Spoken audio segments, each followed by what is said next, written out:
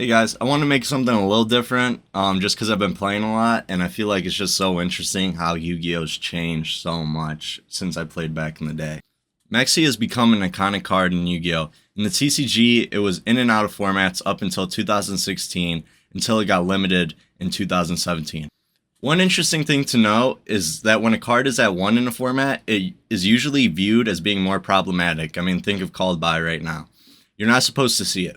At the point, frustrating players even more. Side note, I remember Worlds 2016. I thought it was hilarious to me because it seemed like an auto 3 of, but even still, the winner, Shunsuke Hiyama, he only played 2, which maybe validates that this card was still up in the air for players until the hit 2-1. Nevertheless, the card is broken in modern Yu-Gi-Oh! Considering how powerful links have become. I mean, could you imagine the buff bugs would have gotten with Goki Pull? But let's think about it from a broader perspective, being a normal monster, level 2, and insect excluded, just comparing the two effects in the landscape of Yu-Gi-Oh!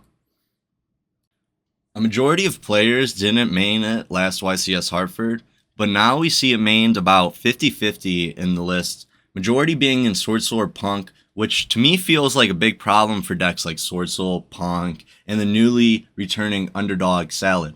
In my last video, only one deck of the 4 that placed first or second played NIB, and it was 1 copy. In my opinion, 2 of those decks could have played 3, but chose not to. What's the reason for this? I assume they analyzed the thought in NIB.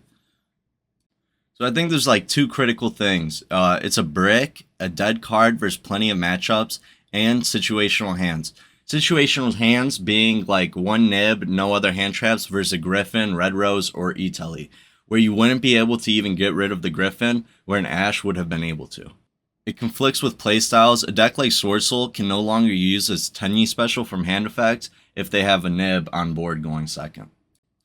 However, there is strengths, one of them being an auto-win combo like Imperm Nib, that almost guarantees a nuke on your opponent's board. But just the supreme value of seeing 1. Well, Supreme value, what about the primal being? well, normally not that big of a deal when you have a Wandering Griffin Rider, but when it's met with an infinite impermanence, that is quite the combo. Now, you know, for a Mystic Mind strategy, you usually don't see these interactions in the hand coming through, and then I guess that's kind of part of post strategy, to catch them by surprise in any way possible.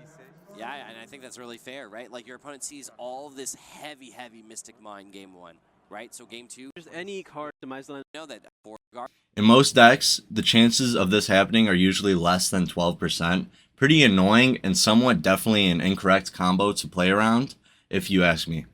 Now, to why I think Maxi is healthier, think about Swordsoul's current playstyle. It has a broken new synchro that is almost always better than Baron with the absence of Nib. But what do you do with Swordsoul if you think your hand gets you there without it?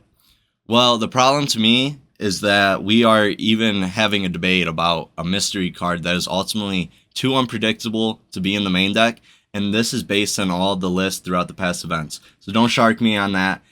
Don't. But then we have Sweet Old Maxi, the card at 3 in the OCG alongside Nibiru. But when we look at past formats for the OCG, there's almost never more than 1 nib in the main. You'll see it in the side, but over the past year, it has really been in 3 at the main, like over here in the TCG. So besides being banned, I think the lack of nib is much better circumstances for decks and players. I'd rather it be a tech card than something a player feels like he or she has to gamble on including. And if someone were to play Maxi on you, yeah, it deters you immensely if you're running a combo deck, but at least you know what you're getting yourself into. There's no mystery card aspect. No, if he has this card, I 100% lose, and that's why I hate Nib.